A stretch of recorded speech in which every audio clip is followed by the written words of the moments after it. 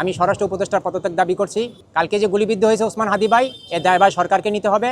আজকে আমি এখানে এসেছি, আপনারা জানবেন অত্যন্ত দুঃখের বিষয় যে গতকালকে বাংলাদেশের উদীয়মান রাজনৈতিক ব্যক্তিত্ব, ইনসাফের দুর্নীতিমুক্ত বাংলাদেশ গড়ার প্রবক্তা ওসমান হাদি ভাই, ৩৬ জুলাই বিপ্লবের বিপ্লবী মহানায়ক ওসমান হাদি ভাই তার নির্বাচনী ক্যাম্প পরিচালনার সময় গুলিবিদ্ধ হয়েছে। তো এর তীব্র নিন্দা জানাতে, এর সুষ্ঠু বিচারের দাবিতে আমি আজকে এই এভার কেয়ার হসপিটালের সামনে এসেছি এবং সরকারকে বলবো এই দায়ভার আপনাদের। কালকে যে গুলিবিদ্ধ হয়েছে ওসমান হাদি ভাই, এর দায়ভার সরকারকে নিতে হবে।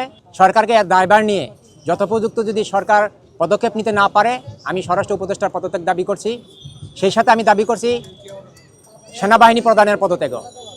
কারণ বিগত 1 বছর যাবৎ সেনাবাহিনী ম্যাজিস্ট্রেসি পাওয়ার নিয়ে মাঠে আছে, কিন্তু আইনশৃঙ্খলার কোনো উন্নতি এখনও আমরা পর্যবেক্ষিত দেখি নাই।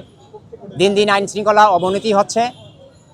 আন্দোলনে ঢাকা শহর আন্দোলনের নগরী হয়ে গেছে। প্রশাসন ব্যর্থ আন্দোলন দমন করতে, সরকার ব্যর্থ। তাই আমরা এরকম সরকার দেখতে চাই না, এরকম প্রশাসন দেখতে চাই না। আমরা চাই একটা ইনসাফের বাংলাদেশ গড়ুক, দুর্নীতিমুক্ত একটা বাংলাদেশ গড়ুক, ন্যায়নীতির একটা বাংলাদেশ হোক এবং আইনশৃঙ্খলার উন্নতি হোক, যেখানে মানুষ, রাষ্ট্রীয় সম্পদ নিরাপদ থাকবে। এরকম একটা বাংলাদেশের আইনশৃঙ্খলা বাহিনী আমরা চাই। সেটা দিতে বর্তমান প্রশাসন সম্পূর্ণ ব্যর্থ হয়েছে। গত 1.5 বছরে আমরা কোনো আইনশৃঙ্খলার উন্নয়ন দেখি নাই, উন্নতি দেখি নাই। দিন দিন অবনতি হচ্ছে। দিনে দুপুরে প্রকাশ্য দিবালোকে জুলাই বিপ্লবী একজন মহানায়ককে গুলি করা, এটা রাষ্ট্রের জন্য একটা লজ্জার, একটা ব্যর্থতার। এটা আমি বলবো এটা রাষ্ট্রের ব্যর্থতা। এই দায়ভার রাষ্ট্রকে নিতে হবে। এবং প্রায় 24 ঘন্টা 30 ঘন্টা পার হয়ে গেছে, এখন পর্যন্ত তারা জাতির সামনে সেই খুনি দুর্বৃত্তদেরকে উপস্থাপন করে কোনো ব্রিফিং দিতে পারে নাই, জাতিকে আশ্বস্ত করতে পারে নাই। তাই আমি স্বরাষ্ট্র উপদেষ্টার আবার পদত্যাগ দাবি করছি। প্লিজ আপনি সুস্থ শরীরে, সুস্থ মস্তিষ্কে আপনি নেমে যান। আপনি পারতেছেন না, আপনার পক্ষে সম্ভব নয় এই রাষ্ট্রের আইনশৃঙ্খলা নিয়ন্ত্রণে আনার, কারণ বিগত 1.5 বছরে আপনি তা পারেননি।